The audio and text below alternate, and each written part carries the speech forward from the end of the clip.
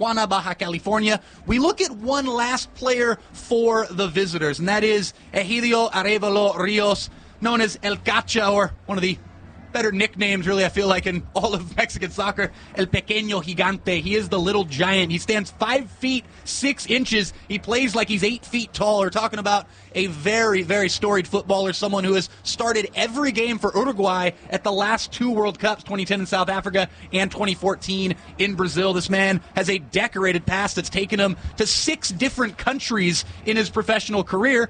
And, Ivan, there was one stop-off for Mr. Arevalo Rios that was right here in Tijuana. Right, he was part of the team as it ascended into the first division. So he was part of that team in the first season that were here, and he's a veteran, like you said. He's been around.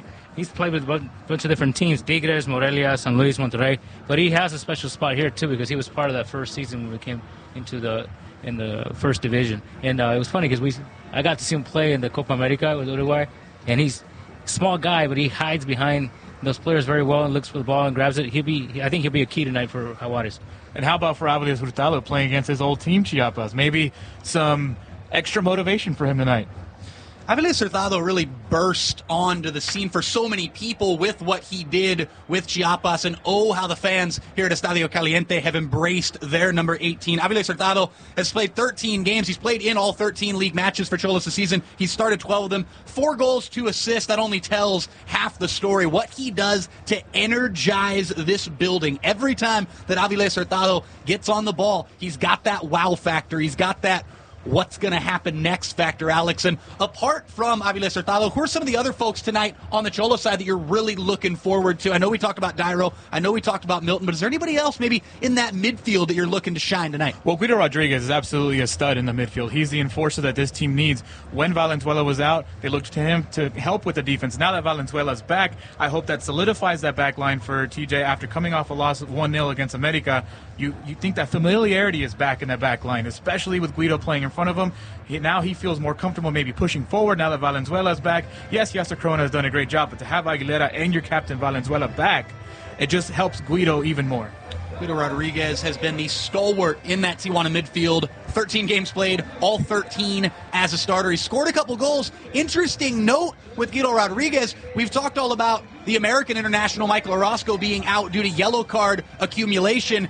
If Rodriguez were to pick up a yellow card this evening, he would miss the next Xolos match. It would be his 6th yellow card of this 2016 Apertura season. We talk about Xolos being atop the Liga MX table. We talk about them being the cream of the crop south of the border here in Mexico, the northernmost side in the league.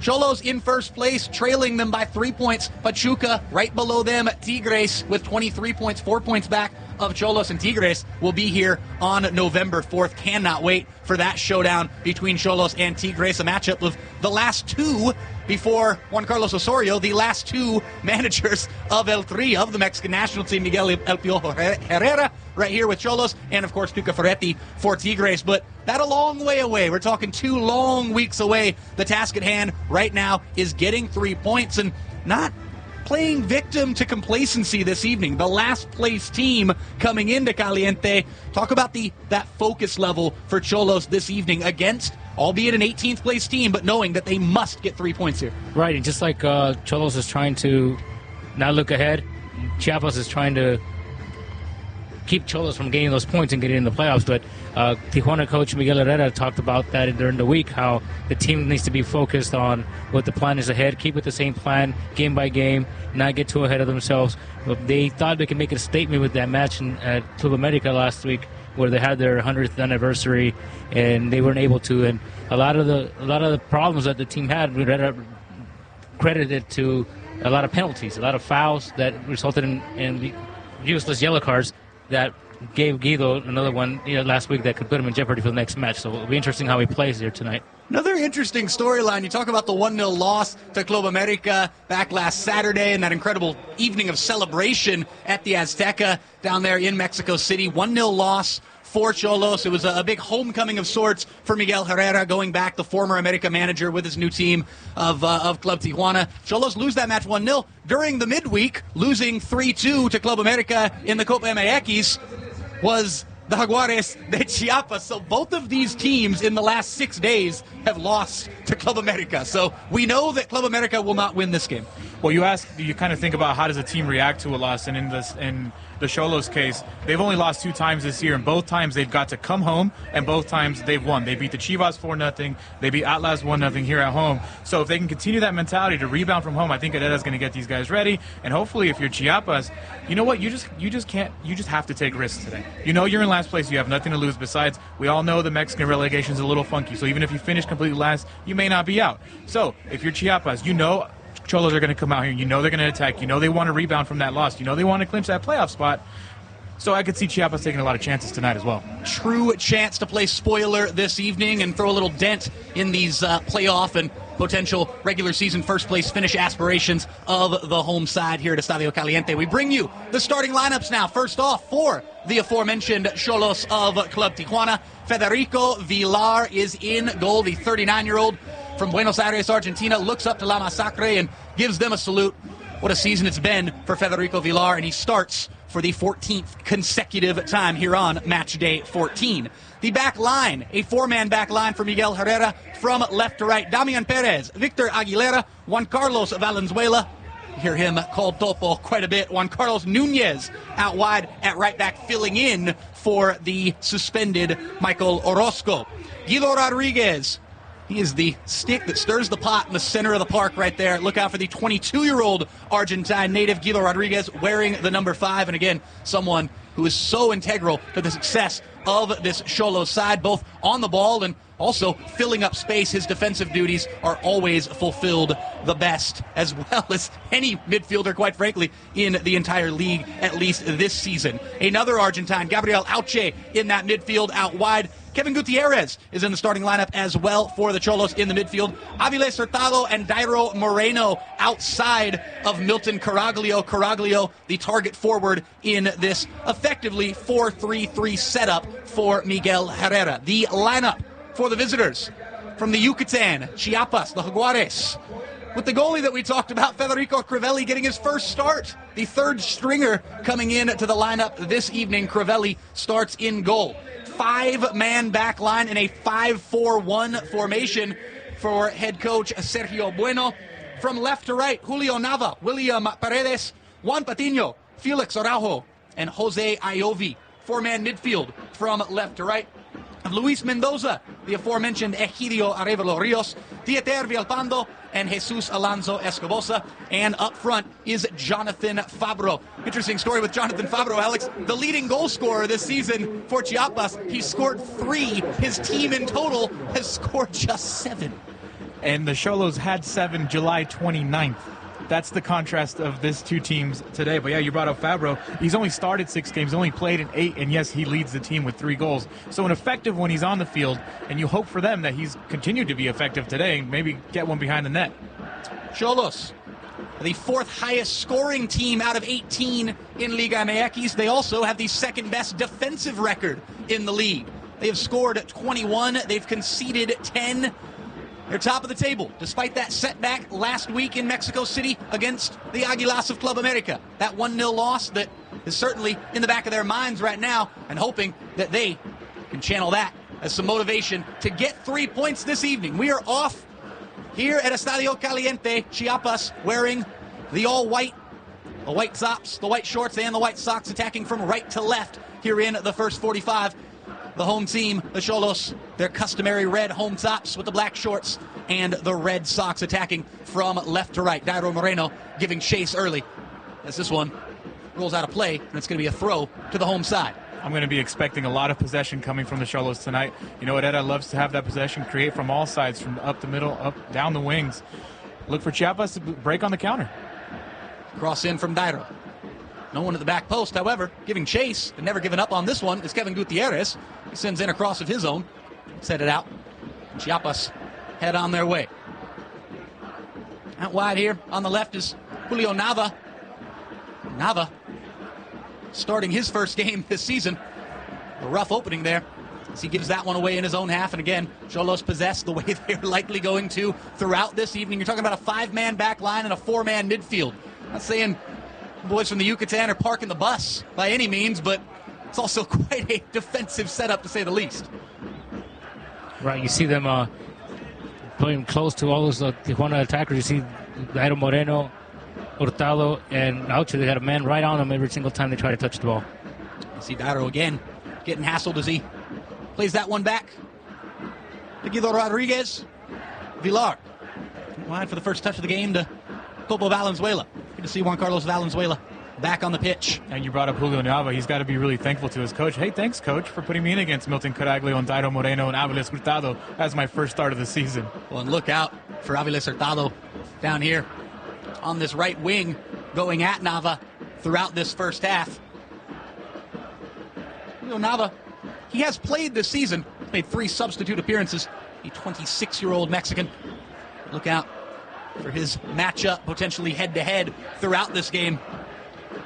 The 29-year-old Colombian sensation razzles and dazzles quite a bit on this pitch here at Estadio Caliente and throughout many of the road matches this season as well for Xolos. Again, undefeated here at home in Tijuana. Perfect. 6 games, 6 wins as far as the home slate goes. Coming off just their second loss of the season last Saturday night in Mexico City, that 1-0 loss to Club America. Good overlapping run from Gutierrez. Instead, this one goes into Caraglio. It's Dairo Moreno. Takes a vicious crack at this one and ends up scuffing it. Sails it over and wide. The first goal kick of the game for Crivelli. You got to expect Moreno to take tons of shots today. Whether they may be good or bad, he will be taking a lot, and that's how you get 9 goals on the score sheet. Again, Dairo, you don't want to be too harsh. There was an international break in there in the middle of it. But it has been, funny enough, it's such a great story. It's been exactly a month since the last time that Dairo scored a goal. That was right here in a 2-1 victory against Querétaro back on September the 21st. So maybe it's a 21st of the month thing. I mean, that's what Dairo was hoping for this evening. Milton Caraglio talked about it in his news conference last night, how he wants Dairo to keep scoring. Dairo is the goal scorer, and every time Dairo scores, he's happy about it. I'm sure Milton would like to score some goals too, but he has no problems helping Dairo get some goals here tonight. It has been interesting, as Alex talked about before we got this thing kicked off. Milton Caraglio, as a big target forward, has really turned into the assist master this season. He's got 4 on the campaign, a lot of them on those nod-back headers and the way to play with his back to goal and be able to get a goalkeeper changing directions. We've seen that a few times this season. Think back to that road win in Torreon for Xolos, that 2-1 win against Santos, where Caraglio's hold-up play was just vital to the success of Club Tijuana on that day, and it's been that same way for much of this season. See Caraglio and Aviles Hurtado really on the same page when we get in each other's way just a little bit there, as Caraglio gives chase and forces Crivelli to play this one out wide. And really, if you just look at his frame, if you see his height, he towers over everybody on the field. It's not a hard reason to see why he's winning these headers, and he's so key in these set pieces as well. He just towers over everybody, even the entire back line of Chiapas. Well, and that was how he got that goal back a few weeks ago in that 1-0 victory 3 weeks ago against Atlas, the last home match for Xolos. It was a 1-0 victory, the only goal. It's on a headed finish, a powerful, thunderous header from Milton Caraglio. Chiapas, though, pushing forward. This one into the middle. Headed out at Topo Valenzuela. It's Guido Rodriguez. And I think if you're Chiapas, you're going to probably attack Juan Carlos Nunez's side a little more often than you would have if Orozco was here. Orozco and Damian Perez have been so solid in those wingers position, those fullback positions. Today, why not attack a guy that's getting only his 4th start of the season?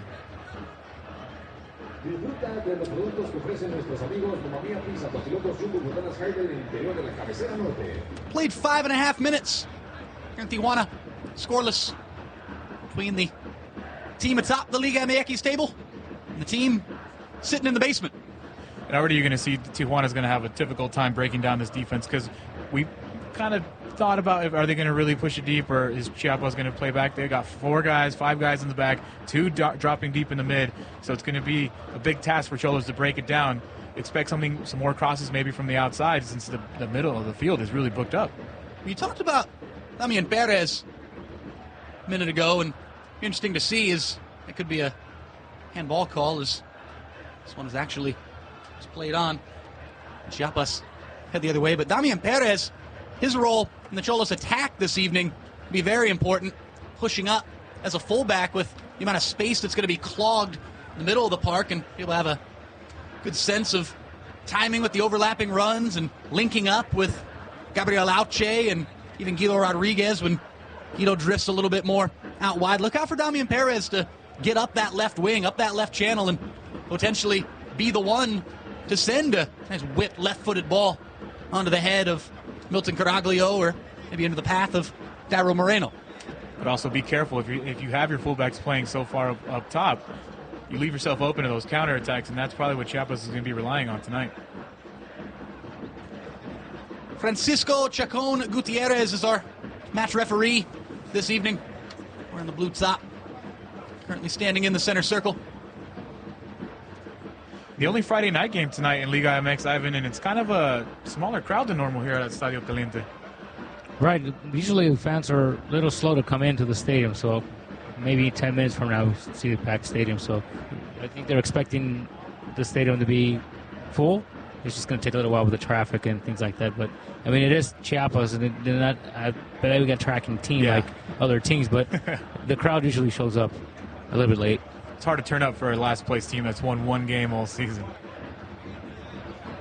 But again, we go back to Xolos not wanting to fall victim to any sort of complacency, and we've got an early opportunity for Xolos to take the lead, and on cue, it's Milton Caraglio heading home from close range, 8th minute, 1-0 Tijuana. We said it earlier, and it didn't take him long to hear us out from up here. He is a force in the box. He's so much taller than anybody. He just leaped right over his defender and the goalie. Just no chance. Perfectly tucked into the right top corner. Looking forward to seeing the replay on this one because Caraglio, I'm not sure how much he actually jumped on this play. We see the beautiful cross again coming in from Gabriel Auche, and now Caraglio did get up quite a bit there, actually used a little bit of leverage off the back of the defender, and the last time that Xolos played here at Estadio Caliente, they won 1-0, and it was Gabriel Auche assisting Milton Caraglio. Same recipe for success, although Xolos this time around, I think they're after a lot more than just one goal. Right, and right there you see Caraglio use his body, use what he has to get up top. Didn't have to jump that high, but he used his body to shield off the defender, almost like a center or a power forward in basketball to get to that ball. Ayovi getting his second start of the season. Started last week against Monterrey.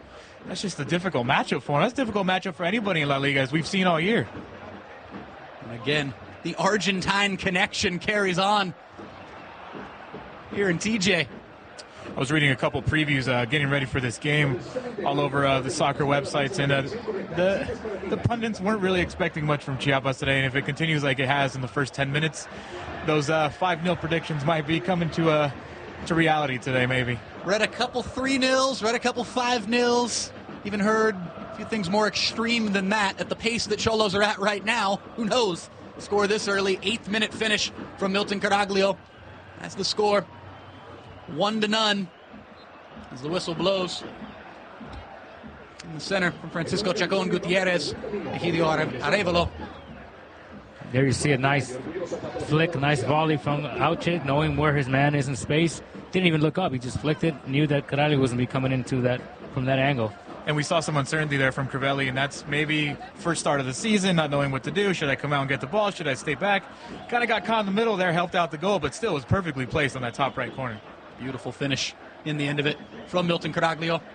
Julio Nava, though, back the other way for the visitors in white. His cross is overhit. It's not out yet, though.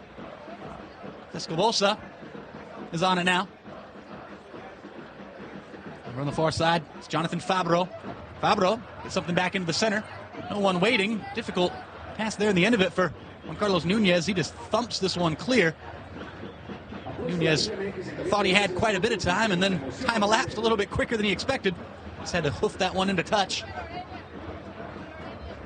How nice would it be for the 39-year-old Federico Villar to not have to do much today? Just kind of hang back, and, you know, he does have 42 saves on the season, 6 clean sheets. Could add a 7th today, maybe. What a story it's been. I know we talked about it the last time we were here at Estadio Caliente. Yours truly and Ivan Orozco. And Alex, you've been following this story all season long, and going back to last season, with this club, which was such a difficult season for Xolos on so many levels, and it looked to be the last season for Federico Villar. It looked to be his end. It looked to be the end of the book of a fantastic goalkeeping career, but lo and behold, I guess he's found a renaissance of sorts, because the 39-year-old is now being heralded as one of the best keepers in the league. Right, and he'll be the first to credit that to the team because of the team chemistry, the way the team was put together. Although a lot of these players have never played together before, all the new players that came in the season, he talks about how he can trust. I'll let you talk about this one. Here's Dairo Moreno trying to throw a little chip over Crivelli, but the offside flag was actually up there, so it would not have counted had Dairo been able to finish that. Right, so he, here's the replay here with Caraglio fighting off Patino. Took a shot to the face there. But Federico Villar was talking about how he has a defense that can help him out, that a team that he can trust in the team chemistry. And not only has he had a good season this year, he had a child this year too, at 39 years old. So he's winning all the way around. Something you always hear Miguel Herrera talk about in his pre-match press conferences too is like, we have to play together. We obviously 13 games into the season, they're getting more and more familiar with each other. But the fact that they do have about 8 new signings and Miguel Herrera really making this his team, he stresses the team aspect of this and everybody's bought into it. We talked about Caraglio being okay with assisting the ball, and that's the way your superstars have to play. If it's going to be Dairo Moreno scoring, as long as it's under that team chemistry that builds up, it's been very successful so far this season.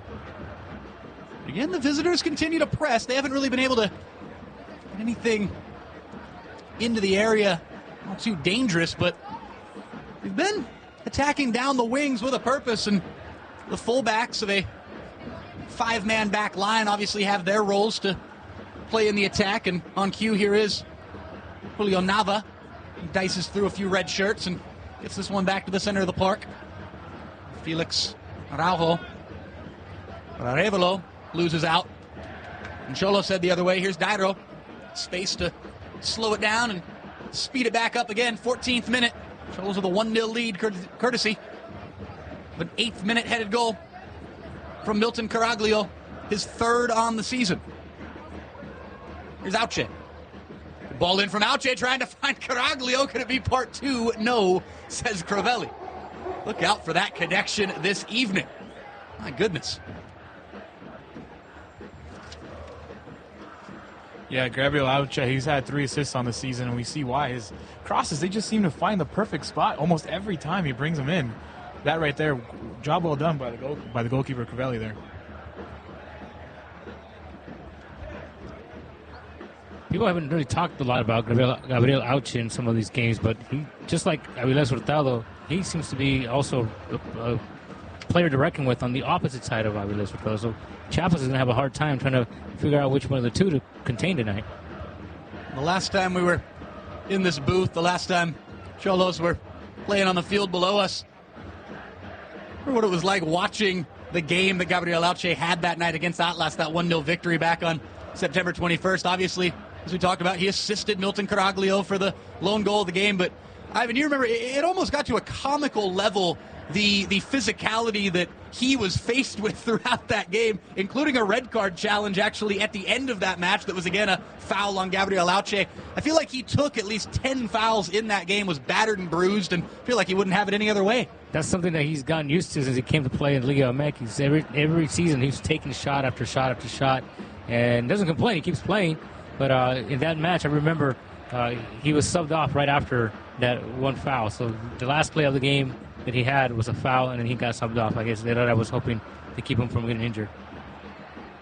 Well, physicality, there's a nasty collision there moments ago with Jonathan Fabro. I mean, you get nicknamed El Demonio for a reason, right? The Demon. Without a doubt. We'll see. It's funny because he's nicknamed the Demon, but he's one of the nicest guys you can ever meet. Yeah, off the pitch. You never know when you bring someone between those lines. Brilliant ball from Avilés Hurtado. Dairo Moreno gets to it. He beat his defender. He does, sort of. Now he's back on it. Dairo almost lost out. Somehow got that thing back. And now works it out into space. Avilés Hurtado, who works it back into the middle. It's Auche swinging and missing. Now it's Caraglio back across the face. Avilés still has it inside the 18. It's not done just yet. 17th minute, Xolos looking for 2-0. Aviles with a good ball to the back post. Caraglio waiting for it to come down. It's headed out for a corner. The first of the match for the home team. Was there an earthquake here in the stadium right now? There was not one Cholos player that could keep his balance in that box during that play right there. I almost feel like they should have had a second. There was absolutely everybody was off balance for the Cholos. They just couldn't get a pass down or a shot off. Right, and you see Jose Aljo, he just played that right, get just enough of the ball to knock it out of bounds there. Otherwise, Caraglio would have had another chance at goal there. 5 in the box in red. Dairo Moreno whips one into the near post. It's not the best service, and this one is cleared out, but only as far as the stepping Damian Perez. And into more of a central role. Damian has got that left foot, not afraid to use it, ends up poking it out wide. This one crossed into the center of the area. Chiapas regain, calm things down, at least for the moment. It's Nava. It's back into the middle. The 34-year-old Uruguayan, El Gacha, El Pequeño Gigante, Egidio Arevalo Rios. Within just a few seconds, all right back. And Ivan, we talked about it before we got on air. Chiapas had to travel a really long way to get here. Like, how much is that going to affect the team that has to travel over 1,800 miles just to get to the stadium? Right, it's a long flight, long way, and you're coming from a different atmosphere to a different type of weather. You're coming from a humidity out in the jungles of southern Mexico to this week we had really dry heat here in Tijuana and in San Diego region. So it's something the players got to get adjusted to. But to travel always takes a toll on the players. But again, like we talked about it before, they're professionals. They that's what they live off, and they learn how to contain and work with those conditions. I bring it up because you look at the home record for the Cholos, and you look at their away record. 2 losses, 3 draws, and undefeated at home. They're the ones that have to travel every single week when they leave tons of miles away. And I just figured that has to play a role, especially for the Cholos. They have to travel every other week. You always hear that. You always hear teams talk about this. Oh man, it's so difficult going up to play at Tijuana because of the travel that you have to go through to go up there and play at Estadio Caliente. Well, flip that script for a second. What do Cholos have to go through anytime they go on the road? And it's not like you ever see really back-to-back home weeks in La Liga. It's really almost back and forth, one home and one away. So every other week they're traveling, and it's not even including Copa MX games. So the travel schedule for the Cholos is probably the most brutal in all of La Liga. I think maybe the only one that could compare would be that of Chiapas. Yeah, it's a totally opposite end of the country. Tame one there moments ago for Villar. There's Caraglio again with the header. Beautiful header to Auche. Auche staying on this thing, and the demon is knocked to the floor, but he will rise again, rest assured. He brushes himself off, and Cholos will have a throw, and that's got to take this thing. Looks like Juan Carlos Nunez. That's got to be such a luxury for the Cholos, just to be able to send long balls down the middle of the field, and Caraglio is going to be there. He's going to be able to just send it off to either side and have someone make a run. It's such a luxury that a lot of teams don't have up front. That height, that physicality, it's a special thing to have on your team. Most definitely, but there were quite a few people who come to these games who are diehard fans of this club. We'll get back to that in a second. Here's Aviles Hurtado. Into a little bit of trouble here. Gutierrez tries to poke through to Dairo. It's a little bit off the mark, and Chiapas are going to head the other way, and what a ball that is. And a decent first touch. Villar's way out of his area, and thankfully he was. Federico's still on it. The crowd is loving this. Villar pops a long ball up that's right on the money for Auche. Argentine to Argentine. Dairo wants to finish this in the middle. Oh, that would have taken the house down. And Cholos managed to find a way to score off of that sequence, which all started with the feet of Federico Villar, of the 39-year-old goalkeeper. That might have caused an earthquake. That one actually might have caused an earthquake. Oh, my goodness. Villar in the midfield sends a ball deep to Auche, and Auche almost gets it into Dairo. That's amazing. When you're confident, when you're on top of the table, you get to do that kind of stuff. I mean, we're trying to hold back laughter right now. That was incredible. Federico Villar, you saw him come out and you think, all right, he's going to immediately get rid of that thing. You said, you know what? No, I got space to move up the right channel here. I got touch. Come on, let's go. Right, and that's the confidence that he has this season. Knowing that he has teammates that can help him out if he makes a mistake there. But what a difference, compared to last season where he used to get booed, jeered, and people were calling for his head. And this year, you don't see that. You're seeing the exact opposite. This crowd has definitely throughout this season really embraced the goalkeeper and the story that is Federico Villar. Again, 39 years old, and it wasn't just last year. The word retirement has seeming to be on the tip of his tongue for the last few years, and certainly seemed like last year was the end of the line, but not so fast, and managed to come back, and who knows how much longer it's going to last for Villar, as Xolos got to be smart here defending this set piece. This one's flicked on by a Chiapas player. Looks like it was Fabro who got his head onto that one. It rolls out for a goal kick. It really is amazing to talk about Villar. First of all, 39-year-olds don't play professional soccer. Nonetheless, to be the goalkeeper at the top of the table in the Mexican La Liga, that's really incredible. It can't be understated how incredible it really is to have a 39-year-old goalkeeper leading the way for a first-place team. Can we compare that to Brett Favre in the NFL? I mean, if you're playing at a top level, I mean, Brett Favre got the Vikings to an NFC Championship game at a very late age. Got here, though, as Villar's thinking he might be called into action again, but thankfully, Aguilera, Topo, a couple others in red shirts to do enough to thwart off that attack from the visitors. You could compare it to football. Maybe if the Xolos win La Liga and they get to the playoffs and they win, Villar can walk off like Peyton Manning, right off into the sunset. Well, we talk about the age of Federico Villar, and what's funny is when you look at the Liga MX table, the team just below Xolos, 3 points back in second place, Pachuca, they have a goalkeeper even older than Federico Villar, 4 years older, in fact. Of course, 43-year-old, the rabbit, everyone's favorite rabbit, Conejo Perez. That is an incredible thing, too. What is he, like 5'3"? And he plays goalkeeper? And coming off of a championship season, coming off an improbable championship run for Los Tuzos, and who knows, in the playoffs, could you imagine a matchup late in the playoffs, semifinals, potentially the finals, where Pachuca take on Xolos, and you're talking about a 39-year-old goalkeeper and a 43-year-old goalkeeper going head-to-head. That would make a beautiful cover for AARP Monthly. He ain't nothing but a number, right? When they're playing the way they're playing, who cares how old you are? Really, no one can tell that he's 39 years old in the field right now. Right. But I think the difference there was that Conejo has always been good at goal.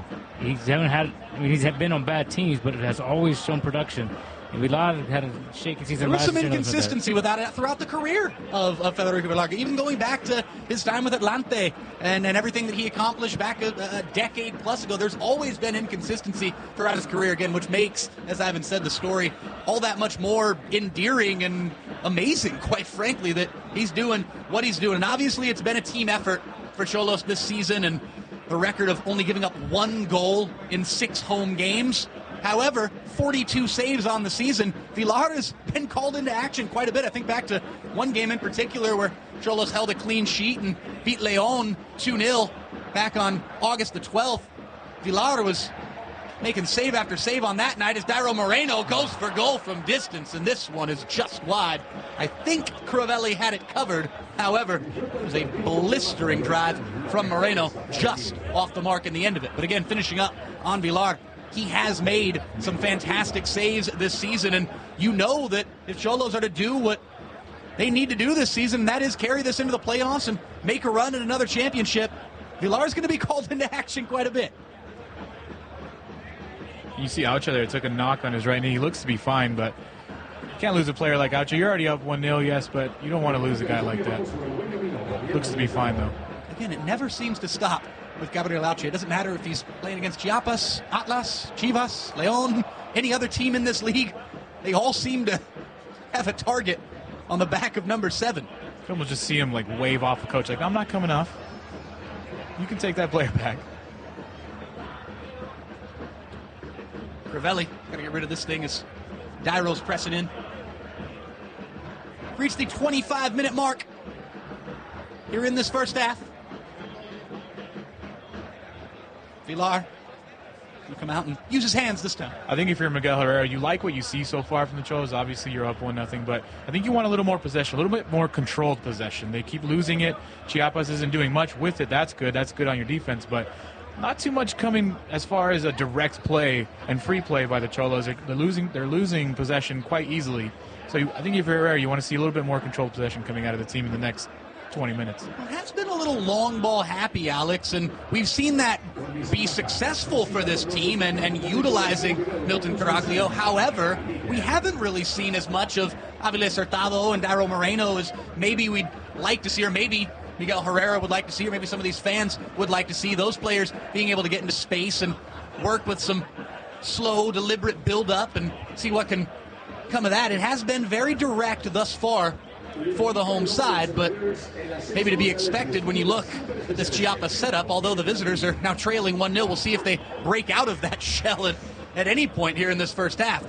Even after that first goal back in the 8th minute from Caraglio, the Chiapas strategy has not really seemed to change all too much. Now, can we credit that to Herrera having the luxury of having these type of players and be able to do that? He doesn't have to always rely on the same players to create the plays that he wants to create. Well, it doesn't always have to rely on the same style. I mean, that's one of the main aspects that has been so huge for Xolos this season, is that versatility, that they can play possession football. They can play a little tiki-taka when the time calls. They can play direct, old school as it gets, and utilize Caraglio. It doesn't have to be one style, and that versatility is something that bodes very well for this team looking forward to the playoffs and matching up against the likes of Pachuca, Tigres, and potentially a rematch with the team that beat them 1-0 just 6 days ago in Club America. And when you're playing a last-place team, you may not get like the best style of soccer opponent, so you have to win those dirty, grind-out games sometimes. They're not going to be, every win's not going to be pretty. You're not going to curl shots in every single game. So, as you see Villar there, just showing off. Using his head, saying, I'm Argentine. I might be a goalkeeper, but let's remember my nationality. But the reason why you're top of the table is because you can figure out to win different style of games, like you said, Nate. Hurtado giving chase. Dairo now giving chase. He comes off, but at the end as Crivelli collects and rolls out wide to Julio Nava. Nava saying, I need help. Somebody move for me. Anybody. This one's chipped forward now. Into the middle. Narevalo Rios. Villalpando. Out to Escobosa. Back in to the little giant. Chipped forward. Headed out. Escobosa returns to Tijuana after playing here for one season, which was last year, with the first season that Miguel Herrera was here. And Miguel Herrera was clear when he came in here. He said, he's on the roster, but I really don't have any plans for him. So it was clear he was going to be sent off after that year, and he ended up in Chiapas, and he became a starter there, as we have a play here that's shot just wide on that play. Good chance there for the visitors. Nothing, again, too menacing. It was well wide of Villar's right post, but Escobosa, as Ivan talked about, did play in the Clausura 2016 for Xolos and actually made 13 appearances in all competitions, even scored a goal for Xolos earlier this calendar year. 23-year-old, originally from Sinaloa. But this year, for Chiapas, he's begun to start games consistently. He's played 12 of the 13 league matches for Jaguares. He's started 11 of them. He's scored a goal as well this season. And scoring a goal for Chiapas is quite a big achievement when you consider the fact that this team has scored just 7 times in 13 games. Yeah, like you said, he only has 1 goal, but he leads the team in 25 shots, so he's not afraid to take them. It's just the team's been struggling just to convert. 7 goals in 13 games is, that's how you end up in last place. I mean, it's stating the obvious, but it's just one of those things where you want to win, you got to score goals. And unfortunately for this team, they haven't won since July. So it's just one of those things where they just can't get anything going right. And part of it, too, has been the coaching change. In the middle of the season, that Bueno just came on board in September, after having a rough stint with Cruz Azul last season, too, where he only coached in 10 games and he was fired. So he's coming in here as his 3rd match, hasn't had any success lately, or the club in general, but we'll see if Sergio Bueno can get this team turned around. I mean, he tried a few years ago before he went on to Cruz Azul, and he didn't have a good time with Chiapas either, but we'll see what he can build to keep him on for next season. Chiapas with 1 win and 3 draws, 6 points to their names as they sit on the doormat of the Liga MX table, and that 1 win that Alex was referencing back on July the 31st, a 1-0 victory at home against Toluca. It's been a long time. It's been a long time. Sometimes you just need that winning feeling to give you a little bit of a run, but kind of hard to do it against this Xolos team. It's just they just have talent in every position that Chiapas doesn't have right now. Right. And Escobosa scored on that match against Toluca. So, like you said, he's not afraid to keep trying to score, but goals are scarce, but he'll give it a shot. Escobosa with 1/7 of the Chiapas goal total this season. That one goal that was the winning tally back in late July. Against Toluca. Interesting, talking about scoring teams and Liga MX, low-scoring teams, high-scoring teams. Xolos, again, the 4th highest-scoring team in this league with 21 goals on the season. Get back to that in a second. It's pressing forward for the visitors is Luis Mendoza. Mendoza tries a nifty little move and not standing for it at all. And that's just something we've seen all game today, is that we've seen Chiapas be on their third of the field attacking. They just have not done anything with it. Aviles Hurtado trying to turn on the Jets and having no choice but to hit this one out for a corner. Playing it safe is Julio Nava. Dairo Moreno come over to take this kick. Those 3 teams that have scored more goals than Xolos this season, Monterrey, Morelia, and Pachuca. And you see the Monarchs from Michoacan as the 2nd highest scoring team in the league. They've also conceded more than anyone in the league, Morelia. 23 goals scored, 27 against. Xolos, that great balance. 2nd best defensive record to go with that 21 goal total. Dairo Moreno out swinging. This one is headed down. Auche tries to loft one back into the area. It's well away from everybody. Probably not going to have a lot of success sending in corners to Aviles Hurtado. Not the tallest guy on the field. So we hear the sounds of La Masacre blessing us here. The Estadio Caliente. The tune of Rolling on the River. Auche calling for a penalty. They're not sure, or a foul. They're not sure if I saw anything, saying he got pushed off. At a certain point, you play the game that Auche plays, you just get tired of getting knocked to the floor. It's that accumulation factor. His body probably feels it more than he lets on, that's for sure. That game that we were talking about a few minutes ago, that 1-0 win against Atlas, I mean, it was clear, and maybe it's by complete chance. It's one of those things where maybe it's a complete coincidence, but from minute 1 all the way till he came off in that game after a challenge that ended up drawing a 2nd yellow card, a subsequent red, and Auche then was removed from that game, I believe in about the 86th or 87th minute. All night, it was as if Atlas just said, we are going to kick number 7, and then we're going to kick number 7 more. And here this evening, it seems as if Chiapas have received a similar memo from the soccer gods. I don't know what Gabriel Auche did, but he gets those demonic qualities. Right, Nate, and as the game goes on, if you notice, we have some shots of the field here. We see that Coach Miguel Herrera is not on the sideline, not on the bench tonight. Has serving a suspension after receiving a red card last week against Club America. So we have Diego Ramirez calling the shots there with Coach Alvarado also helping him out there tonight. Now, if those Mexican soccer fans remember, Ramirez is the son of Chucho Ramirez, who's coached the national team in the Olympics. Does seem a little strange, not looking down to the touchline and seeing the flamboyance, the constant gesticulations from El Piojo. It's the same team on the pitch, though. But one thing you can say about Diego Ramirez is that when Herrera is not around, even when Herrera is around, he has a lot to say when it comes to what the team is doing. Herrera leans on him a lot for a lot of opinions, a lot of schemes. So he's behind the scenes, but he's also one of the key components of the coaching staff. 10 minutes left in this first half. Xolos enjoying a 1-0 lead, courtesy of the man that just knocked that one back, Milton Caraglio. His 8th minute header, an assist from his fellow Argentine, Gabriel Auche. The only goal of this game thus far. Caraglio is going to leave this throw for Juan Carlos Nunez. El Diablito. Talked about the demon moments ago. There's El Diablito on the throw. A lot of evil spirits on that field. It's just the right balance. Yeah.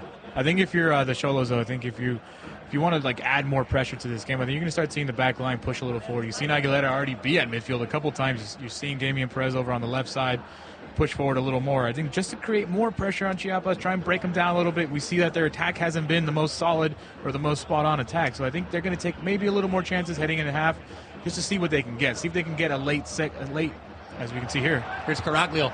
Can he get past the final defender? Cuts back onto his right foot. Where's he going to go? Nowhere. The crowd almost not wish he too would have happy. lifted that ball over the defenders instead of trying to put a through ball in. Had two guys over there, Dairo Moreno included. Great run there from Dairo. Unfortunately, Caraglio couldn't find him, and is there going to be a whistle here? Looks as if there will be, so a dangerous set piece for the visitors. Whistle blown there from Francisco Chacon Gutierrez, and walk off the 10 yards, get the spray down on the turf. Now, if you're Chiapas here, this is exactly what you need to capitalize on just attacking. You have to try and get a goal. Obviously, you're going to try and get a goal here, but these are where you have to capitalize. You're in a very dangerous position. You're having trouble getting out any sort of attack going on your third of the field. This is where they must capitalize if they're going to have a chance to get out of here with at least a point. See, the big boys are up. You would call the height of this team. It's in the area right now. This one's headed out, though, by Aviles Hurtado, as that free kick was unable to get over the first man. As the little giant rises up and gets his head to this one, but unfortunately for Arevalo, this one's out tamely. For a goal kick. Always interesting to see two short guys win things in the box, right? 5 foot 6 inches, 5 feet 6 inches stands Egidio Arevalo Rios. And as Ivan knows, those stats aren't always accurate. That says 5'6". What do you say, Ivan? 5'6" on a tall day? They might have been wearing shoes when they measured. 5'6" with cleats on. Yeah, but this Hurtado is probably 5'4", 5. Pushing to 5'5". And if you know the name Lionel Messi, you know you don't have to be tall to be successful in soccer, right? Aviles Hurtado, 5'5", Ivan? 5'5". I don't know. If Aviles is 5'5", I'm telling you, Egidio's got to be 5'2". It's possible. It is possible. Look at him standing next to Guido. Well, that's quite the comparison there, my goodness.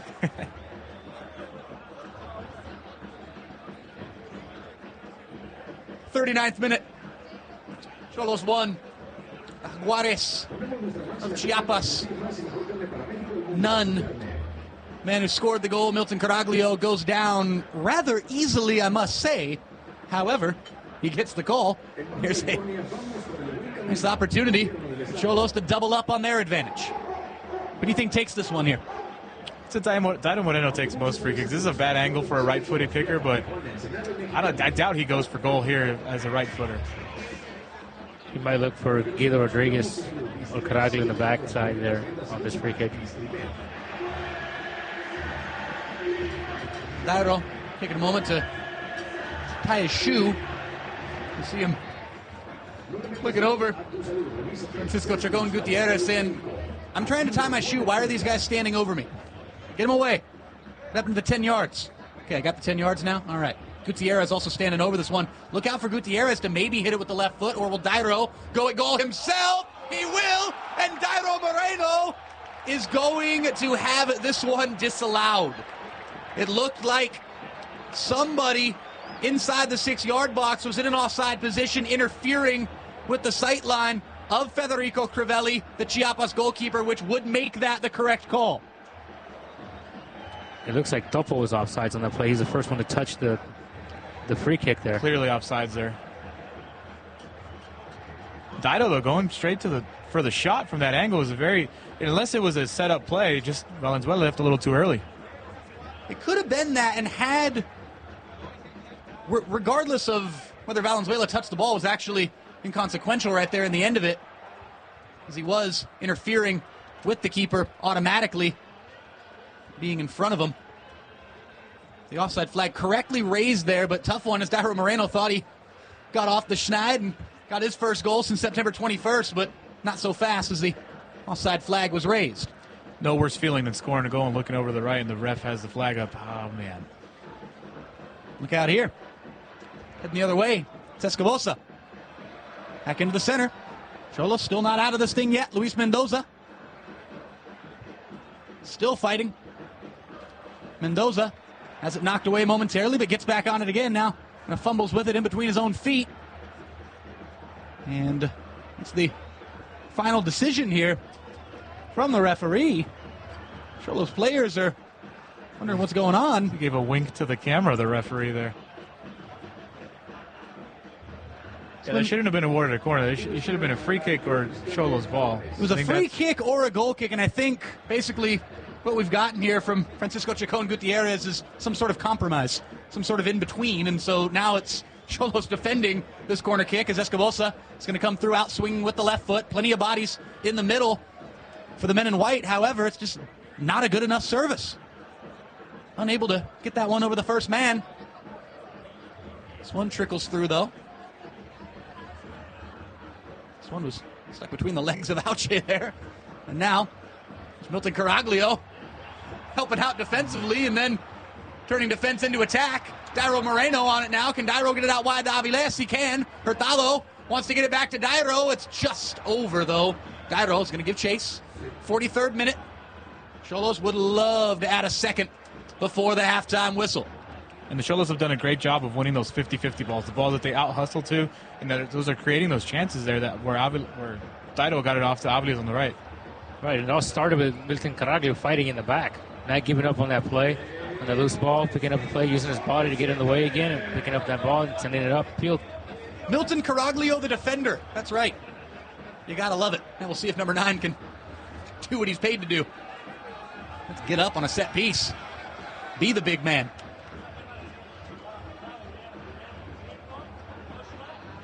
This one is lofted back in. Crivelli ends up hauling it in. Looking to the referee, asking why he's not getting a call there as he was knocked to the floor. Not sure if the Chiapas have an injury or something, but Alonso Zamora is looking like he's about to check in for him. Interesting, this so close to the halftime break.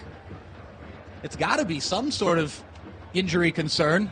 Otherwise, you'd think Sergio Bueno would just wait until the halftime break. It's a decent ball in there from Nava.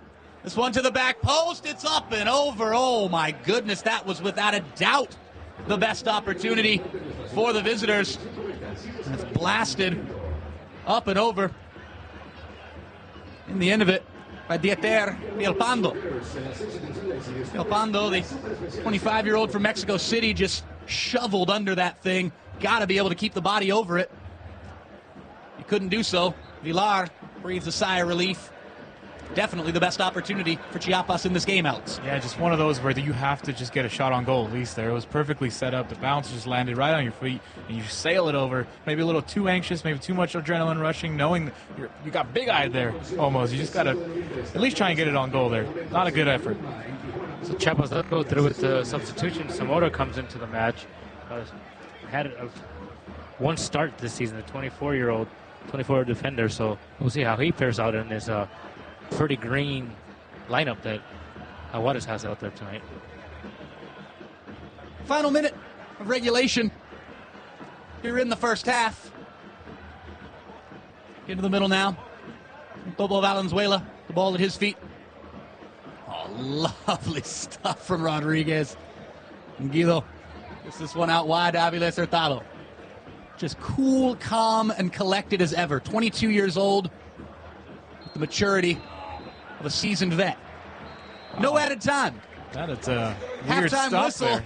blown right as Cholos looked like they were working an attack, and you see Francisco Chacon Gutierrez having a conversation with Gabriel Auche. Aviles Hurtado not too happy with the timing. That was a terrible stop. Of that halftime whistle. Cholos players not thrilled. They'll have to be happy with the scoreline. An 8th-minute goal from Milton Caraglio, the difference at the halftime break. It's Cholos 1, Jaguares nothing. We'll be back with the second half after this right here on Azteca America, San Diego.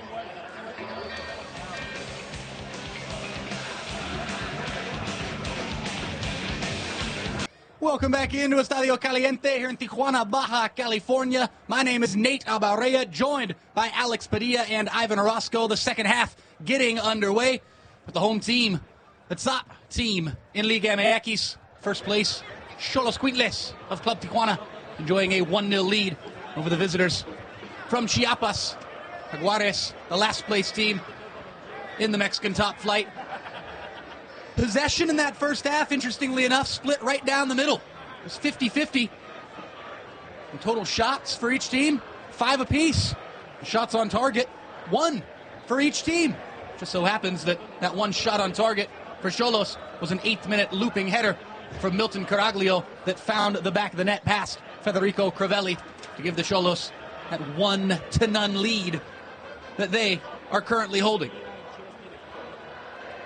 It's hard to say that the Chiapas has played worse than the Xolos, but the Xolos haven't played all that great. I know they're up 1-0, but they haven't done much with the ball. Yes, it's 50-50 possession. The Xolos have had a couple of chances, but it's been 3 wild Dairo Moreno shots, and they have 5 total. So not a lot of quality coming from the Xolos on their end, and not a lot of quality coming from the Chiapas on their end, which has led us to that first half that was really played out in the midfield, where the Xolos won a lot of loose balls. Chiapas not being able to do much as far as connect passes together, and the exact same thing can be said for the Xolos. So I think despite the lead, a very kind of equal game so far. Not really anyone standing out more than the other.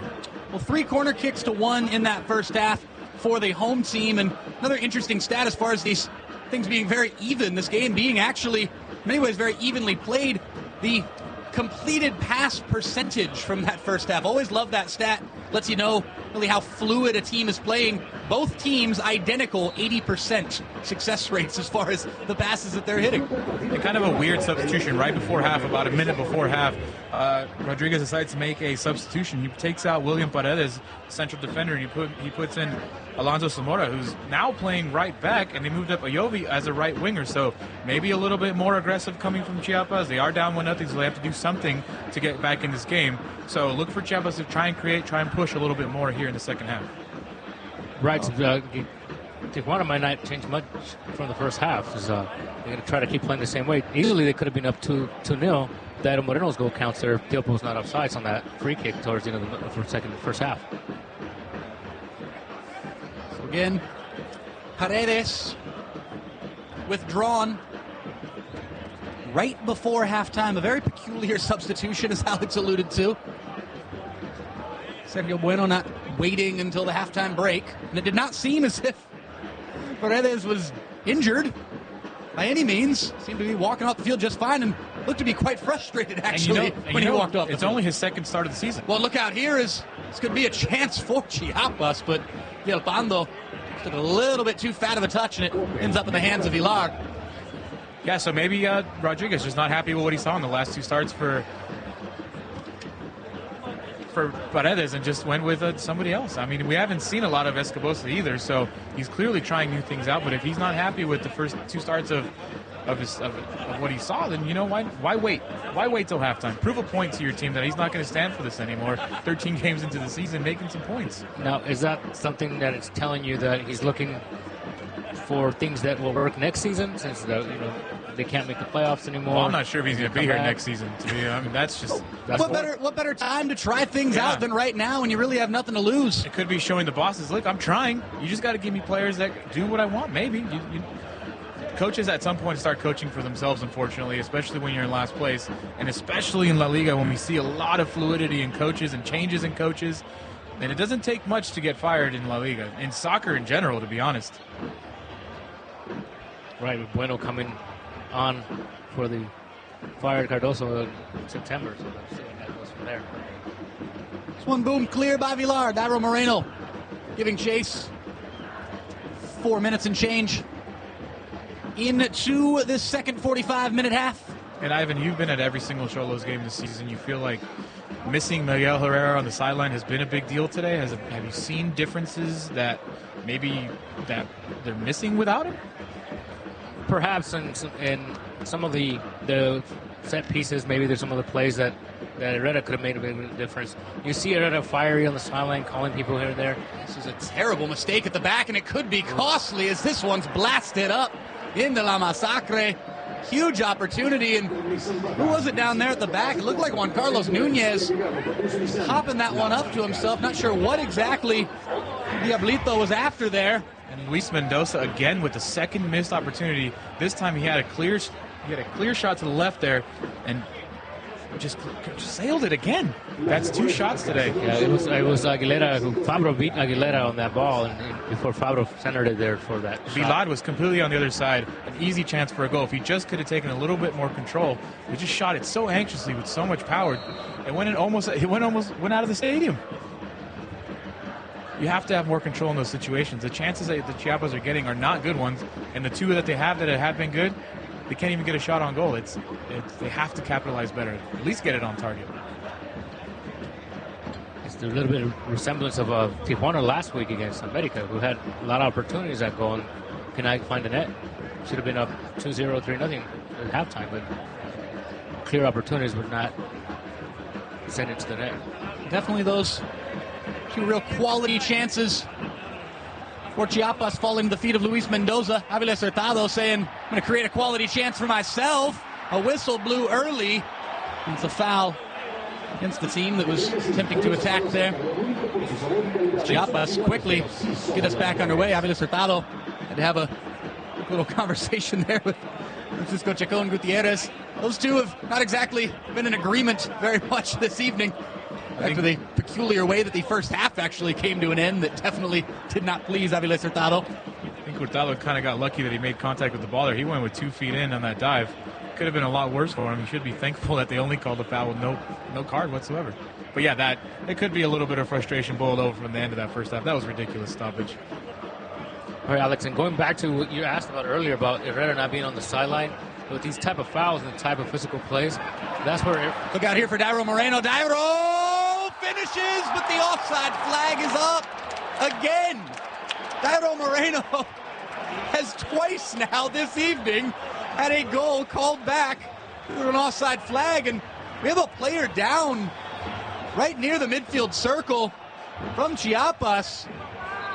He's down and now is at least moving, but momentarily there was absolutely no movement from the injured player. We'll try to let you know who that is down right now, but there was a nasty collision in the center of the park with Milton Caraglio. Oh my goodness, and it's actually something, looks like with the ankle right there of 24. It's Juan Patino. Saw that thing twist immediately as soon as he went down to the ground. It did look to be an outside twist. That is always a saving grace of sorts, that didn't twist to the inside. Is something that is also painful, but you are able to walk this off after a little while, and it looks like that is what Patino, the 26-year-old from Paraguay, is going to do. Nasty. That was nasty. But you watch this again on the replay right here, and he's walking off with a very small limp. I really thought he was going to be taken out for the game. That was a nasty, nasty turn of the ankle. Going back to the Dairo Moreno goal, though, clearly offsides. Very clear offsides. Nothing controversial there on that call.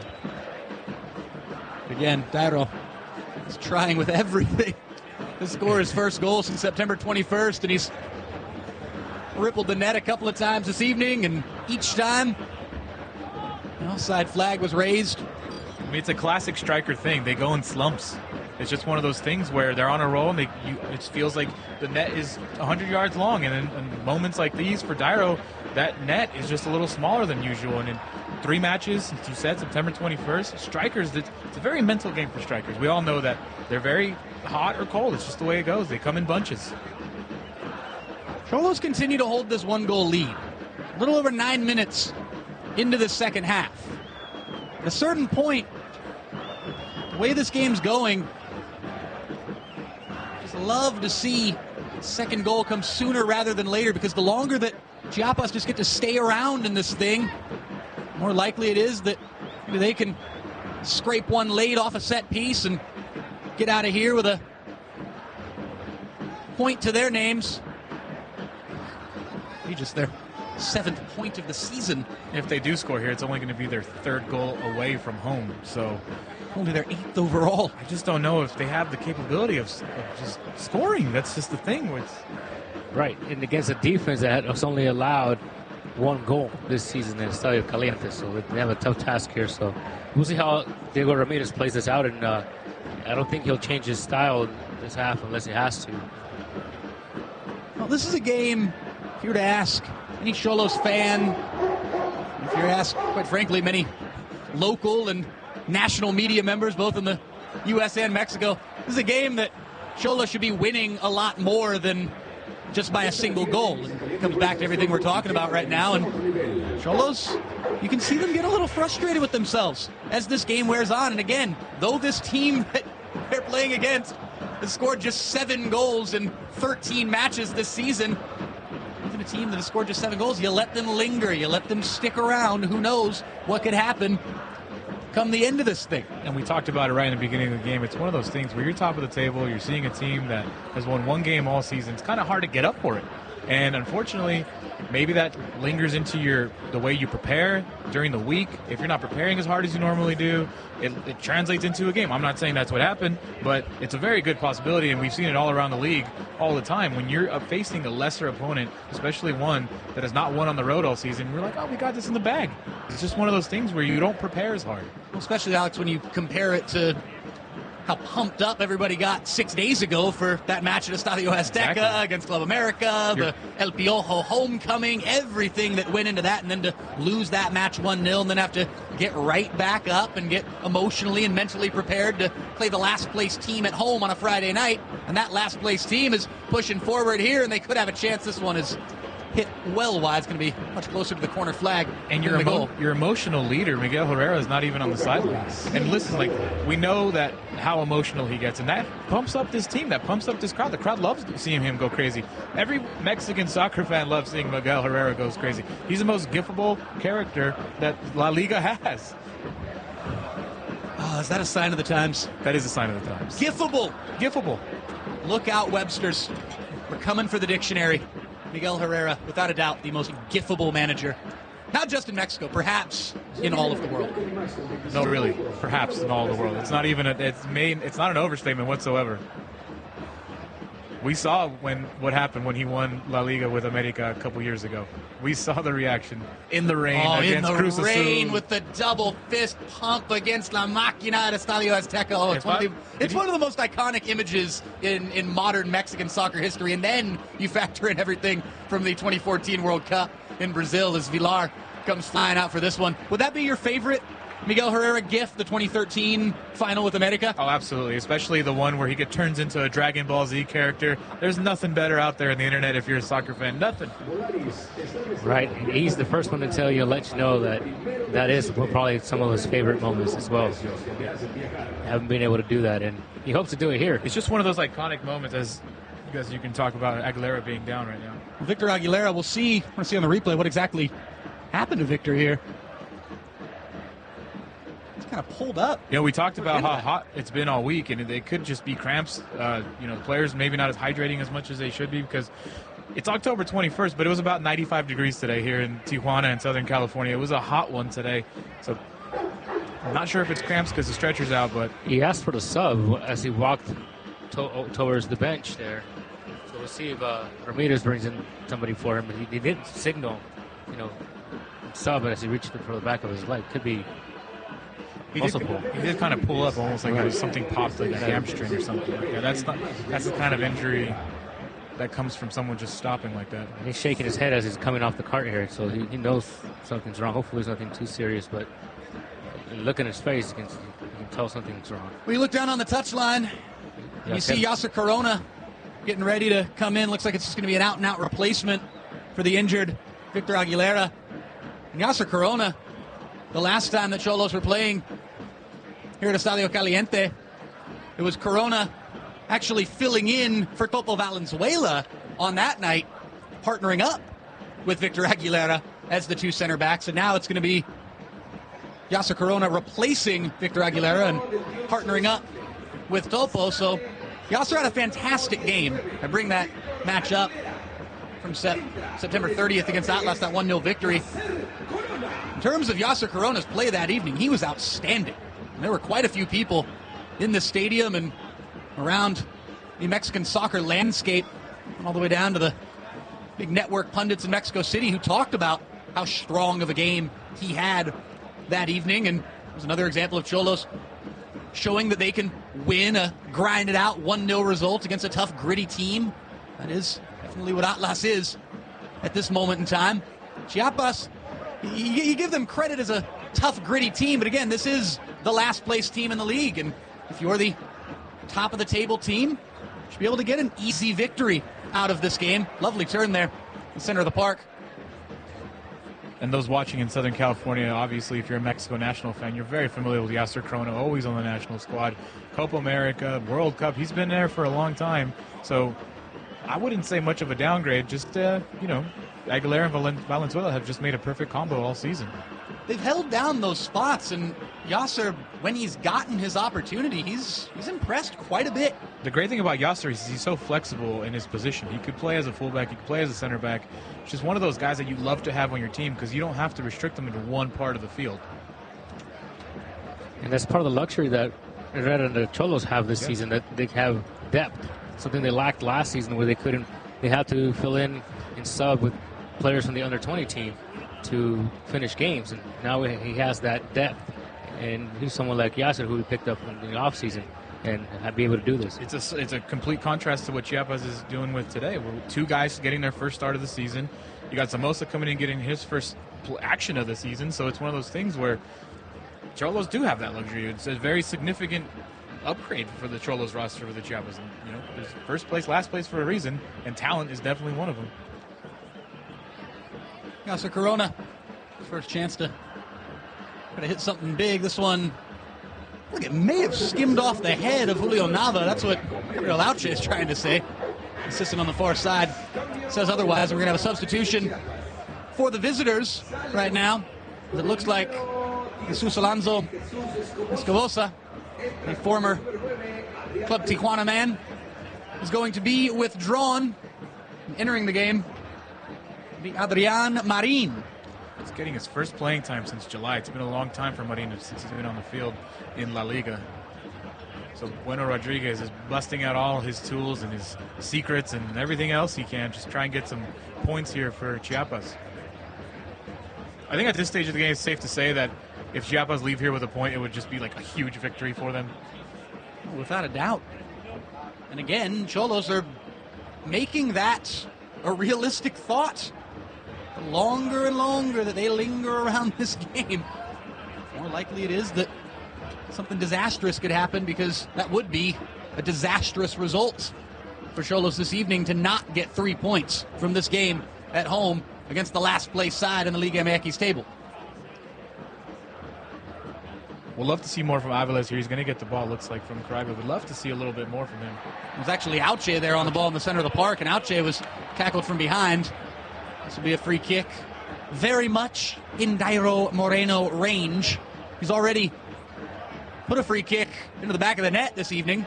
It was called back on an offside play. I think the ref forgot his yellow card in the locker room. Hasn't seen that all day, and that was a clear foul from behind on a fast break. It just calls a simple foul. The spot of this kick actually a little bit further back than originally thought, so maybe Dairo doesn't go directly to goal here. Maybe looks to lob something towards Caraglio. Milton to knock something back across the face. You got Yasser up there now as well, one of the big boys. Topo Valenzuela wanting to join in on the fun. It's a tough angle here. See what they come up with. Dairo is going to come through it. He does chip forward. It's knocked down and eventually knocked out. Cholos had a lot of men forward. Chiapas could push if they want to. It's Jonathan Fabro who pokes forward. Scuffed clearance from Damian Perez. And now another Fabro whistle blown. Fouled there on the fast break. Looks like Auche brought him down, I believe. Yeah, Auche extended the right leg and knocked him down. They called a foul on the breakaway. Perhaps a payback from some other hits earlier in the match. Auche takes a lot of hits. We've said it many times. He seems to be a magnet for big hits on the soccer field. 25 minutes and change left in the 90. Cholos clinging to this 1-0 lead. And it's not, again, it's so peculiar. It's by no means a fingernail biting time or anybody looking real nervous around this stadium. The way a fan base and team and coaching staff often would when leading 1-0. It's almost as if they're just okay with where things are at right now. It's a very lackadaisical group as far as the fans go, and the team is just putting that same vibe out there. It's a very lax effort. It's a very lax mood in this whole stadium. Nobody seems to be nervous. People just kind of sitting around and watching a game take place in the midfield today. Not much action, not the loudest I've ever heard of Caliente, obviously. Only the massacre keeps going. And they always keep going. Dairo Moreno always keeps going, and looks like he's going to get a throw over on the far side. Who's going to be that guy to liven this party up? Who's going to be the person to really light a fire under this contest? It's the guy that's trying to get the ball right now. I think if you're looking at the Xolos, it's got to be Aviles. He's the playmaker. He's the showmate. He's the showman. He can do so many things with the ball. If I'm Xolos, if I'm Rodriguez on the bench, I'm looking at him and I'm like, okay, take this game over. Let's get something going from your side of the field. Popo Valenzuela. Wide to Juan Carlos Nunez. All back to 39-year-old Argentine goalkeeper Federico Villar. Villar's a lot of action with his feet this evening. Hit one of the most delightful 50-yard balls that we've seen all night after taking a few touches. Definitely the best back in the action. first half. That wasn't the goal. That was definitely the best action we've seen today. 39-year-old Federico Villar, 50-yard ball from almost midfield. Incredible. After the beautiful dribbling to get past an on-rushing attacker, Dairo Moreno pushing forward now. He chips from distance. It's just over the top. I'm not sure if I like that take right there. He had Hurtado clearly making a run on his left side. He had Caraglio on the right side, and he decided to try and trip it over. Close, but not wasn't really. too far off in the end. It was audacious, to say the least. But like you said, Alex, Just better options. looked like Caraglio, as well as Hurtado, would have preferred to have not seen the lengthy chip there. It's a phenomenal run from Aviles Hurtado, finding a little pocket of space to work with. Sure, there'll be more opportunities for Aviles. Skillful 29-year-old Colombian out here on this left wing to get on the ball and do damage for the home side. It's a low ball in, stopped as Chiapas head the other way. It'll be interesting to see, guys, if Diego Ramirez tries and looks into subbing for Dairo Moreno like Herrera has done in the last couple of matches, seeing that Dairo hasn't produced or hasn't scored a goal. So we'll see if that happens here with Ramirez on the bench. But one player who is a free kick is going to come here for Chiapas. Another opportunity is to see the big boys at the back saying, we're going to take our time, we're going to walk up into the 18 and see if we can get on the end of something. But in regards to these substitutions for Xolos, not that this man would directly replace Dairo Moreno, but very interested to see if we're going to see Paul Arriola this evening. Someone who played in 11 of the first 11 matches as a substitute and has not seen the pitch. Yeah, I think there's really three options. The last couple of games. There's three options that he can go with. I feel if you go with Arriola. Decent ball in here, whipped in as Villar watches it go wide of his right post. That had trouble written on it, but another exhale. Yeah, if you go with Arriola, you can keep going with the attack. You can keep trying to create more chances for goal. You can go with someone like Medina, maybe a little bit more defensive, or you can go with Juninho and just try and get some control in that midfield. Another midfielder, another center midfielder. We haven't seen much of Juninho this year, but there's plenty of options for him to go on the bench. If you want to take out Dairo, if you want to take out Hurtado, there's plenty of ways he can go here. It just depends what style he wants to go for the last 20 minutes. Another option is Ignacio Malcora, the Argentine that came over this year too. He's another type of player that can help control the ball, help pass the ball throughout the field, and also can be a key set in set pieces as well. Was a consistent starter until Gutierrez just kind of took over that spot for him. Right. Favreau is fouled. Again, another opportunity for the visitors to slow things down and get a few guys up. A little bit too straight on here to really threaten with any direct cross. Have to be some sort of set piece variation here. Maybe get someone to nod one back across. But again, set piece after set piece for the visitors, trailing by a goal. Team that scored only 7 times this season. If they're going to get one, could likely be off of one of these set pieces. You know what that would do to change the mood around this stadium if Chiapas were to find an equalizer. Last week, the goal for America came off a set piece, similar like this. It's driven low. Villar collect that one in his sleep. Federico shoos everyone away. This is boys to move forward. Aviles Hurtado. It's a good job getting to that one. Not sure what he meant to do there, but it came off mighty well. Aviles maybe bites off a little bit more than he could chew as he was faced with 4 defenders in white. Now Aviles is still fighting back to try to retain possession for his side. Damian Perez, the lovely knock into the middle of the park to Guido Rodriguez. Argentine to Argentine. It's Milton Caraglio. Knocks this one back to Yasser.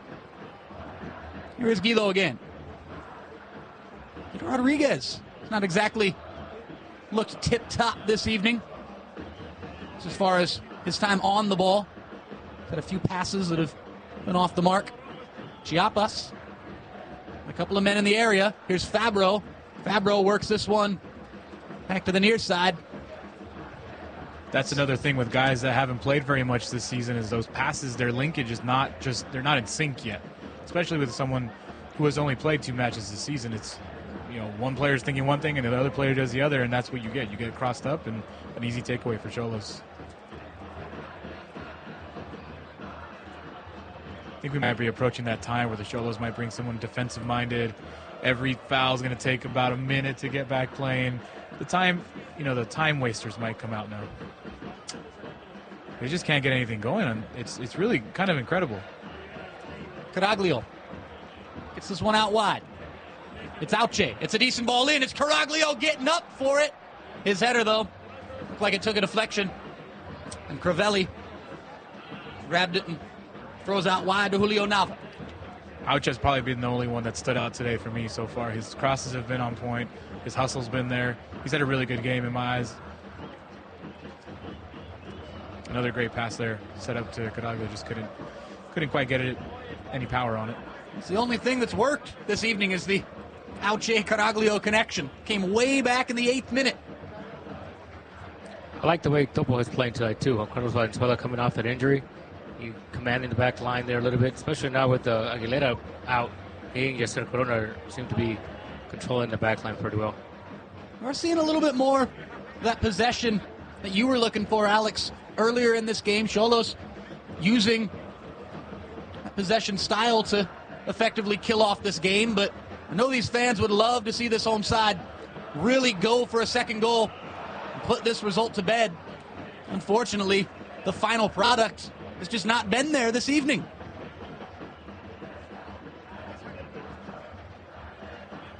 Nava. Put out wide to Luis Mendoza.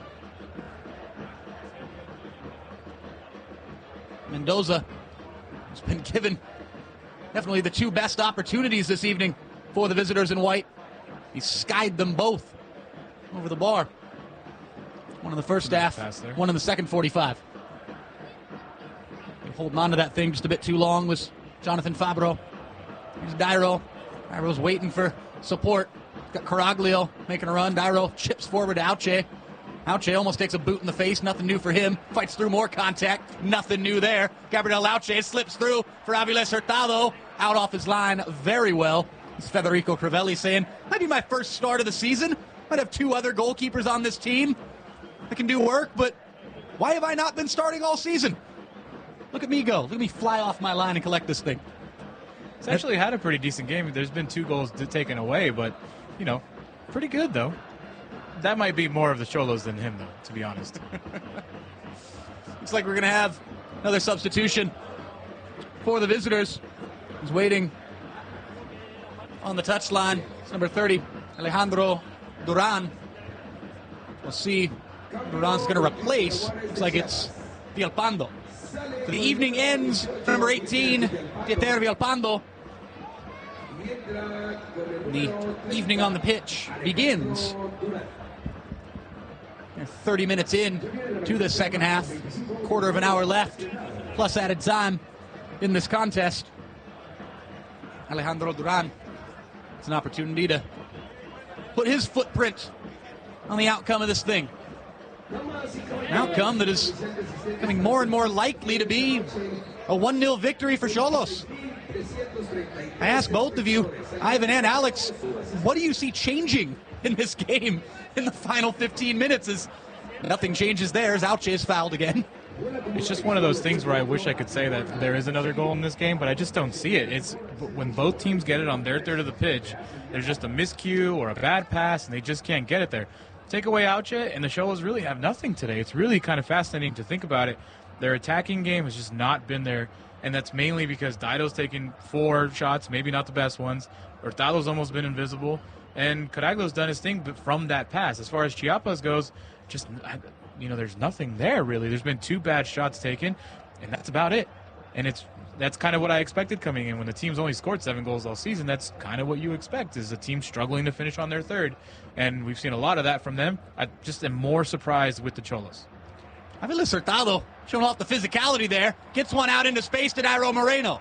What can Moreno do here? He's got Caraglio at the far post. Dairo goes at it himself. It's saved and goes wide. Dairo karate kicks the post in disgust, and right as we're talking about the performance of Federico Crivelli this evening, that's a fantastic save.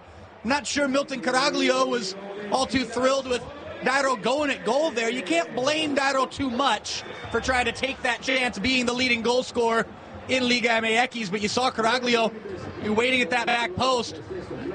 Dairo ended up going at it on his own, and it was a fantastic save in the end of it. That's a really difficult pass to try and thread through in front of 2 defenders. I think that was the right call. That really was the right call. Caraglio doesn't think so, but I think that was the right call for sure. Well, that one man of high quality this evening that Alex was talking about moments ago is now being withdrawn from the game. 32 minutes in to the second half.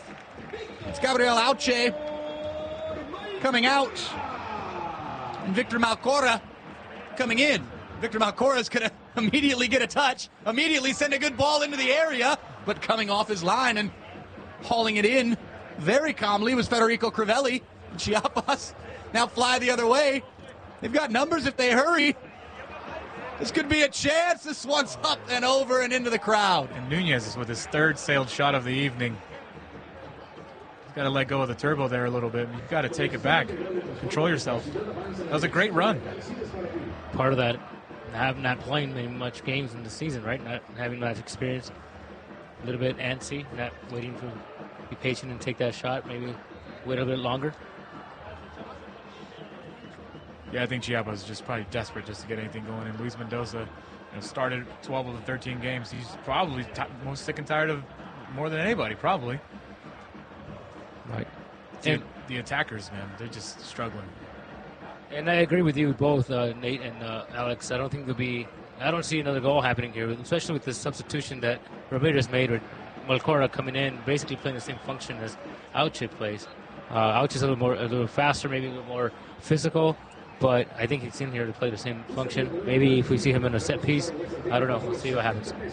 And Malcorra kind of getting used to his new role as a super sub. He just comes in to substitute the last 4 games, now make it 5 in a row. He started every game before that, so kind of getting used to his new role, and he's got about 12 minutes of action, so let's show the boss what I can do. Maybe I can get back in that starting lineup.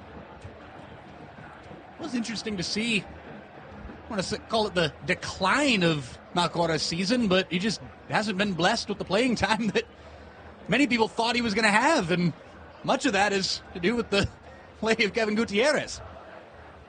And his performances the first couple games weren't, the best. So his substitution, his being benched, wasn't uncalled for. It was, Gutierrez is playing well, so it just makes sense. Aviles Hurtado wants to push. He's got Dairo out wide, and he just can't find him again. The pass goes right to the feet of Julio Nava, and you can who pushes forward. You can see the frustration on Caraglio and Dairo. They're both antsy to get something going, and they just can't. They've been a trio. Been the 3 amigos this season, and tonight it's as if none of them have ever met. No cohesion whatsoever this evening between these 2 speedy guys outside of Milton Caraglio, Dairo Moreno, and Aviles Hurtado, and Caraglio's pretty much disconnected from those 2 all night. One time that Caraglio managed to do something good for this team. Got the only goal of the night And way back in the 8th minute, the cross from Manu. All of us here in the booth certainly look at as the finest performer of this evening. He's no longer on the field. That's Gabriel Auche. Caraglio's goal in the 8th minute. It may be enough for a valuable 3 points for the home side. This is not the way that anybody would have drawn it up. But right now, they're less than 10 minutes away, plus added time after those 10 minutes from 3 points here at home. They count just the same. Interesting note, after that 1-0 loss. Oh no! Could it be? It's blocked off the line. Dairo wants to finish, and he does. We wondered if another goal was going to come in this game, and it comes in the funkiest, most downright ridiculous fashion imaginable. Dairo Moreno picks up the scraps after a horrible error from Federico Crivelli. Xolos 2, Jaguares 0. Dairo Moreno off the schneid, his first goal in a month, his 10th on the season, the goal-scoring leader in the Mexican top flight. It's Crivelli thinking he had too much time. Caraglio just sticks his right foot out, gets a good save, but there's nobody there. Dairo not offsides. Beautiful finish on the right side. Incredible precision there on that goal. But Crivelli, your first start of the season. What are you doing there? And we talked about it earlier, how Caraglio has been in different parts of the field at different key moments of the game, and that was one of them there. He pressured, continued, realized that maybe he realized something, that the goalkeeper was a little bit nervous and didn't know what he was doing, so he rushed in there and pressured, and something came out of it. In the stat sheet, it's not going to say assist Caraglio, it's not going to say goal Caraglio, but Caraglio got that goal for Dairo Moreno. Oh, you could also probably credit Crivelli on that goal, too. That was just a bonehead play. Dairo will take it. It's a play like that that can get a streaky forward back in the right frame of mind.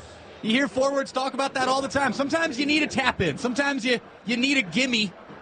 And then maybe next week against Toluca or the week after here against Tigres, Dairo will score a sensational 25-yard effort or razzle and dazzle and break everybody down to get off of the cold streak. Sometimes you just need a little luck. But to be honest with you there, Nate, that wasn't a gimme. That was a tough angle. The ending of that was by no means a gimme. The way that it came about was, I don't know what you want to call it. I don't know. That was just bonehead. That was a bonehead play. We're going to go with bonehead. We talked about how lackadaisical the game felt. There you go. Was that a gifable play? We might see that in the not top 10 on SportsCenter soon. That was brutal. Brutal goalkeeping. First and last start maybe for Crivelli this season. Oh, that was bad. Break for Crivelli. I mean, we've been singing his praise for this entire second half. He's actually made some quality saves. Had a great save actually against Dairo Moreno about 10 minutes ago. Had a great job coming off his line throughout this game and getting his first start of the year for the last place team. Or thinking, hey, maybe Crivelli's going to get some more starts before the end of the season. Not so sure now. It's just maybe one of those curses that happen to bad teams. Teams who don't perform well, don't do well. Players start making erroneous plays like that one, silly plays. It's that old saying, bad teams find a way to lose and good teams find a way to win. It's just the way it is. But it's two things come from that goal. One, they're going to probably win this game. They're probably going to clinch a playoff spot. Two, Dairo Moreno increases his La Liga lead scorer. He's the top scorer now with 10. He's leading La Liga.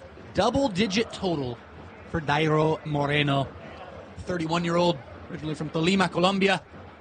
It's the 39-year-old from Buenos Aires, Argentina. Comes out to collect this one, Federico Villar. What a season for Dairo Moreno. He's also got a couple of assists this campaign. 10 goals. Interesting stat note with Dairo. 3 of those goals have come from the penalty spot. It is without a doubt, the highest total in Liga MX. In fact, Xolos have scored more penalty goals than any other team in the league. Here is Dairo Moreno. Play with his chest. Maybe wants to get it out wide to Malcora. He does so. Malcora had no space to get anything done there. Look down to the touchline, you see Juninho. Looks like Juninho is going to be entering this game. We'll have to find out who he's going to be coming in for. It was just a Lazy play there from Malcorra, and it's not going to make the coaching staff happy as Malcorra, as we talked about. Someone who's got to take advantage of every minute out there and show that he deserves the playing time that he had early on in this season. It's really becoming a reserve option. That was just a real lazy play there where he's standing about 5 yards offside, coming back to receive that pass. Dairo Moreno going to be the man withdrawn.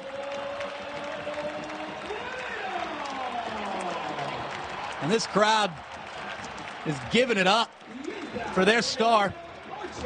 The leading goal scorer in Liga MX comes out of this game with about 4 minutes plus added time remaining. And Juninho back onto the pitch. Such a long battle with injury, the former LA Galaxy man. Juninho has played in 2 games this season. Played against Querétaro and against Atlas. Those 2 back-to-back home games for Xolos. He played 17 and 18 minutes in those games. He's played 35 minutes in total in Liga MX this season. Gets an early touch and gets it out wide to Aviles Hurtado. Juninho making a good overlap. Aviles tried to find him.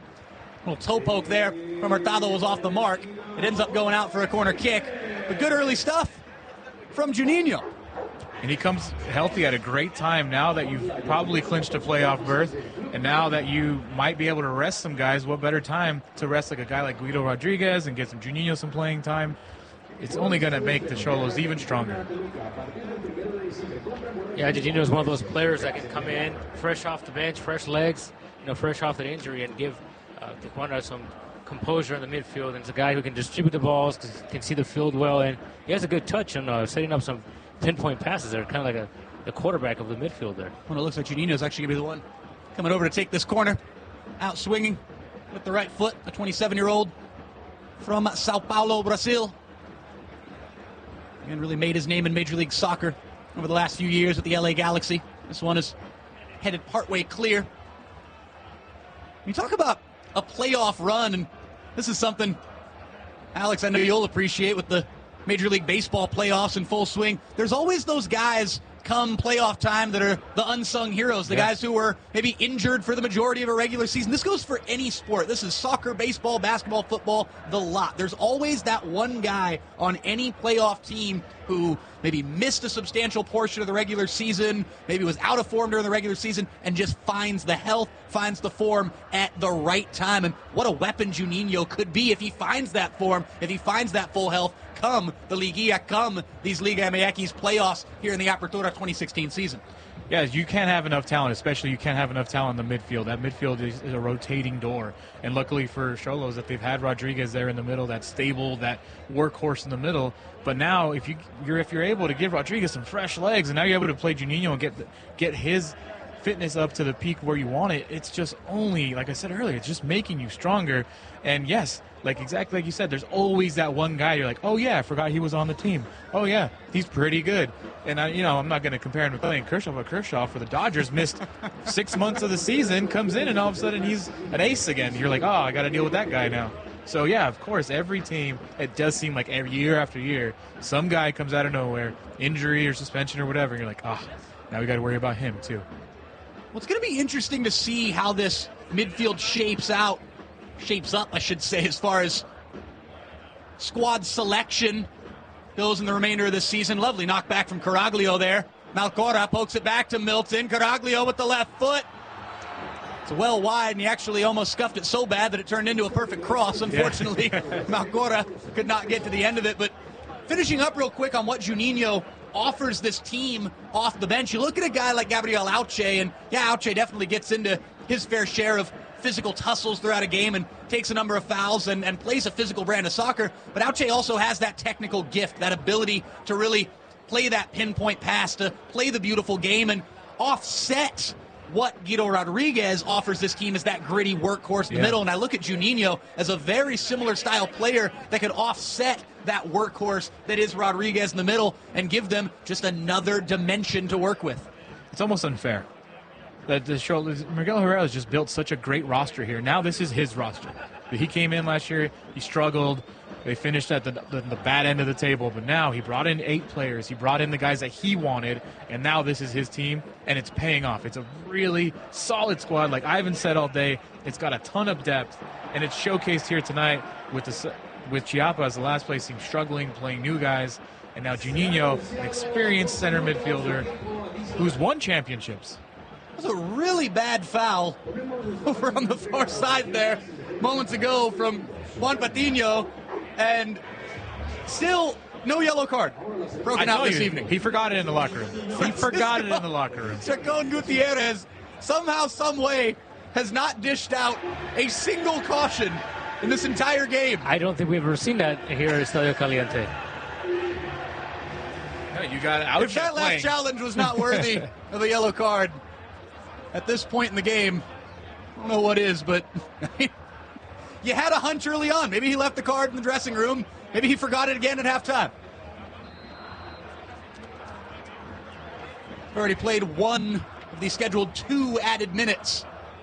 Xolos love to put the icing on the cake here and get a 3rd goal. This one's going to be driven out for a corner kick by the far side players' tunnel. You really can't say enough about what Miguel Herrera has done to this team. I really was just finishing up that point. It's from where they were last year to bringing in all these new players, building that cohesiveness has just been incredibly impressive. To now they're the first team to clinch a playoff spot in Liga MX. It's really incredible. Job well done by Herrera. Great job by the team accepting his role. It'll be a 3rd here. It's Caraglio. It's just wide. Oh, Milton had the brace begging, and he could not finish it off. And that will likely be the final opportunity of this contest. We see on the replay here just how close it was. Milton, don't watch the replay. You're going to want that one back. Crivelli most definitely did not have that near post covered. Would have been a goal had it been on frame. The final whistle blows from Francisco Chacon Gutierrez. Los Xolos Quintles. The Xolos of Club Tijuana have clinched a playoff spot in the Apertura 2016 season, but they want a lot more than just a playoff spot. They want the whole thing. They're still atop the table, now 6 points clear of Pachuca in 2nd place. Your final score this evening, Xolos 2, Chiapas 0. Goals from Milton Caraglio and Dairo Moreno.